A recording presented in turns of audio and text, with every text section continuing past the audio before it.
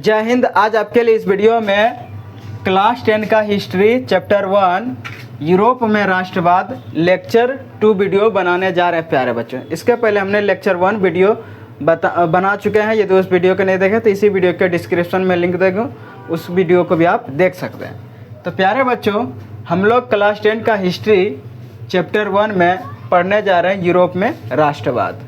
किसके बारे में पढ़ने जा रहे हैं? यूरोप में राष्ट्रवाद। ये लेक्चर 2 वीडियो है। तो आज का क्वेश्चन क्या है प्यारे बच्चों? सामंतवाद क्या है? सामंतवाद क्या है? तो आंसर इसका क्या लिखे? वैसी शासन प्रणाली जिसमें सामंतों या जमींदारों को किसानों से ज़्यादा अधिकार दिया जाता है तो उसे सामंतवाद कहते हैं। यानी कहने का मतलब है प्यारे बच्चों कि वैसी शासन प्रणाली जिसमें कि सामंतों या जमींदार हो, यानी सामंत को ही जमींदार बोलते हैं, जिसके पास जगह ज़मीन सबसे ज़्यादा है या उस ज़मीन का जितने भी जगह ज़मीन है उस ज़मीन का क्या है? मालिक है, उसी को हम लोग सामंत बोलते हैं।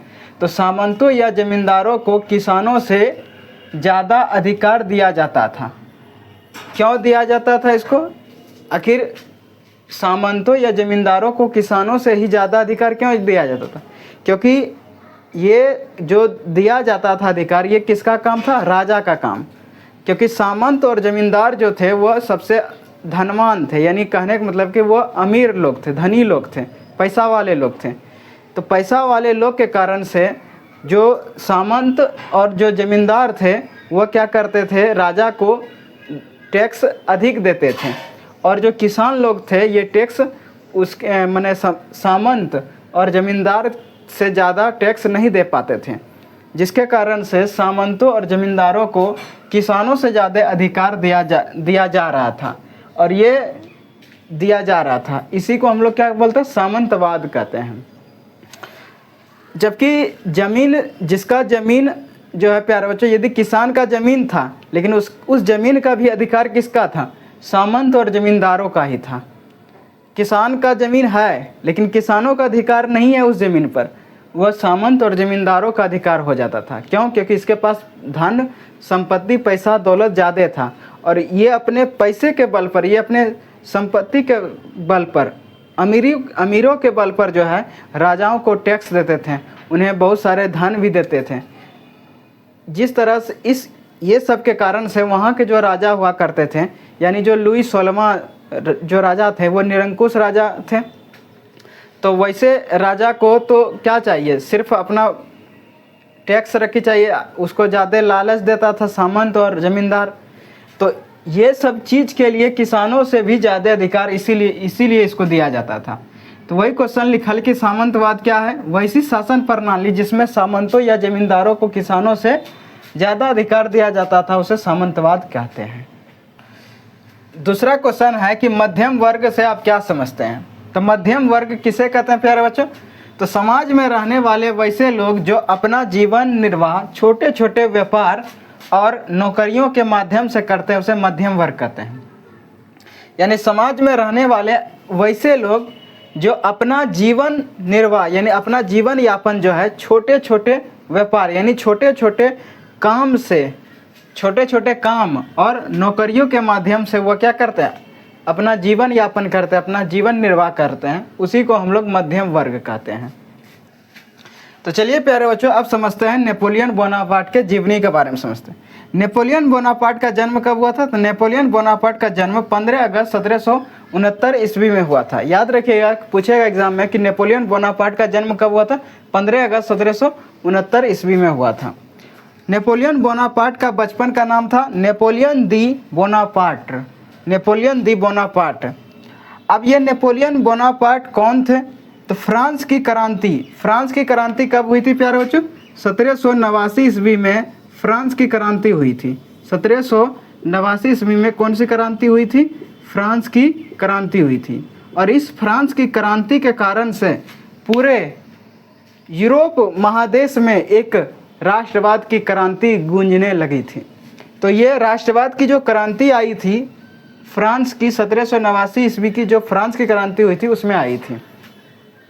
और ये जो क्रांति किया गया था लुई 16वां बुर्बो राजवंश का एक वंश था लुई सोलमा, ये निरंकुश राजा थे, उसी के खिलाफ ये किया गया था।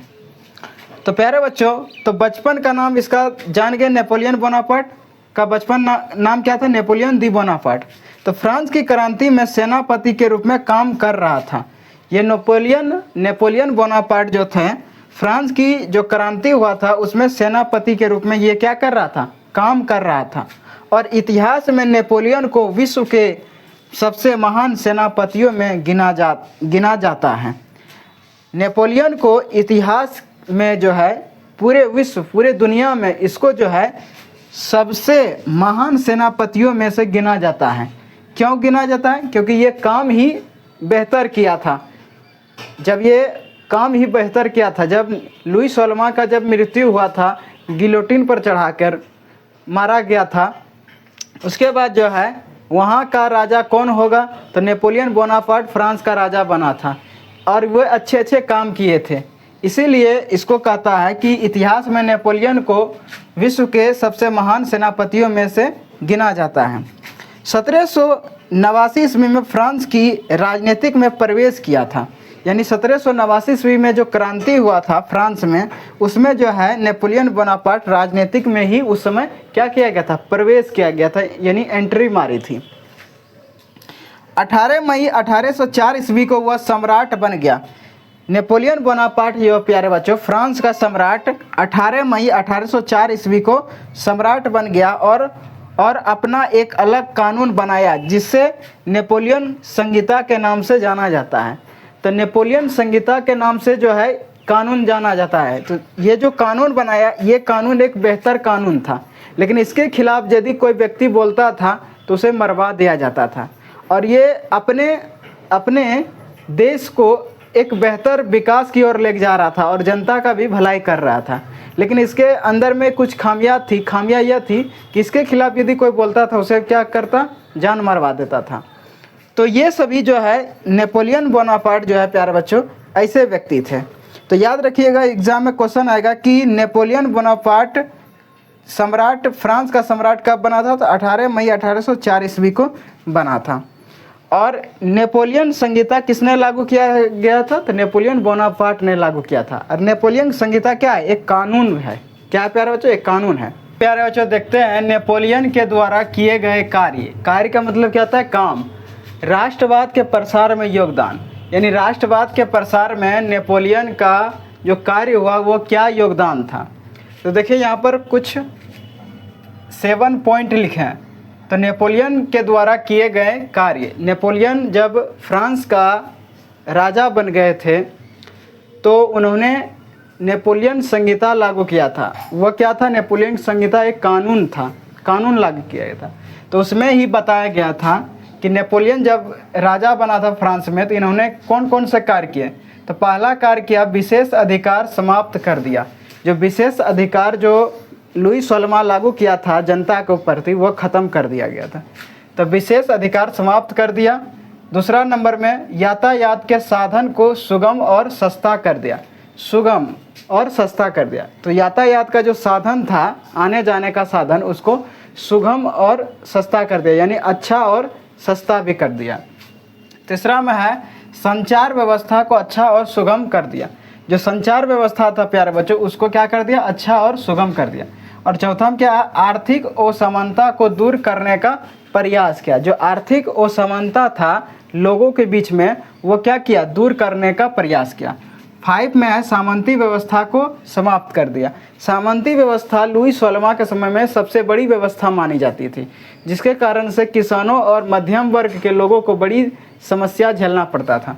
तो नेपोलियन बोनापार्ट जब बना तो इन्होंने सामंती व्यवस्था को क्या कर दिया? समाप्त कर दिया। और छठा में कि सभी नागरिकों के लिए एक समान कानून बनाया। सभी नागरिकों के लिए एक समान कानून बनाया। कौन गरीब है कौन अमीर है इससे कोई मतलब, सब एक समान है उनके नज़र में। लेकिन लुई सोलमा के नज़र में सामंती, जमींदार, ये सभी वर्ग के जो थे और जो किसान वर्ग और मध्यम वर्ग थे, दोनों को एक समान नहीं व्यवस्था था। एक समान कानून दोनों के प्रति नहीं था, दोनों के प्रति अलग अलग कानून था। तो नेपोलियन बोनापार्ट जब बना फ्रांस का राजा तो सभी नागरिकों को एक समान कानून बनाया। सभी नागरिकों के लिए।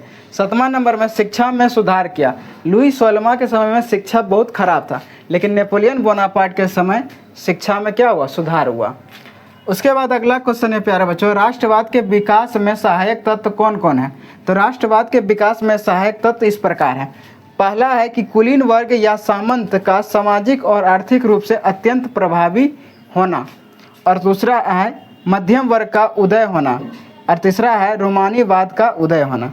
तो राष्ट्रवाद के विकास में ये 3 सहायक तत्व है प्यारे बच्चों, कि कुलीन वर्ग या सामंत, कुलीन वर्ग को ही सामंत कहते हैं, सामंत। कुलीन वर्ग या सामंत का क्या था, सामाजिक और आर्थिक रूप से अत्यंत ही प्रभावी होना, यानी प्रभावी था। क्यों? क्योंकि इन लोगों के पास क्या था, संपत्ति ज़्यादा था, संपत्ति ज़्यादा था और राजा को अधिक टैक्स दे पाता था।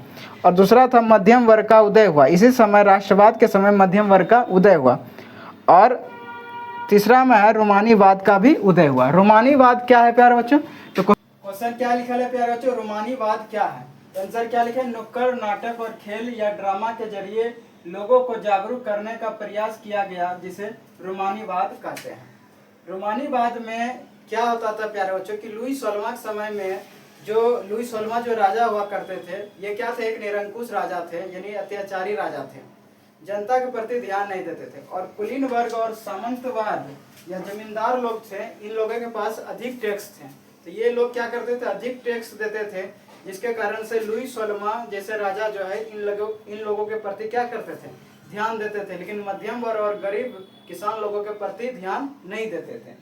तो जिसके कारण से कुछ मध्यम वर्ग जो थे, जो शिक्षित लोग थे, वह क्या करते थे कि नुक्कड़ नाटक और खेल या ड्रामा के जरिए वहाँ के लोगों को, वहाँ के जनता को क्या करता था, जागरूक करता था, राजा के प्रति क्या करता था, जागरूक करता था।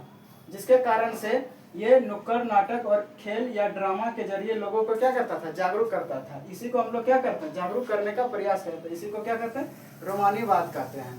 और इस रोमानीवाद के कारण से वहाँ के जनता क्या होते थे, जागरूक होते थे, और अत्याचारी राजा के प्रति क्या करते थे, खिलाफ बोलते थे, खिलाफ खड़ा होते। आई होप आपको आज का वीडियो अच्छी तरह से समझ में आ गया प्यारे बच्चों। तो इस वीडियो को देखने के लिए प्यारे बच्चों धन्यवाद।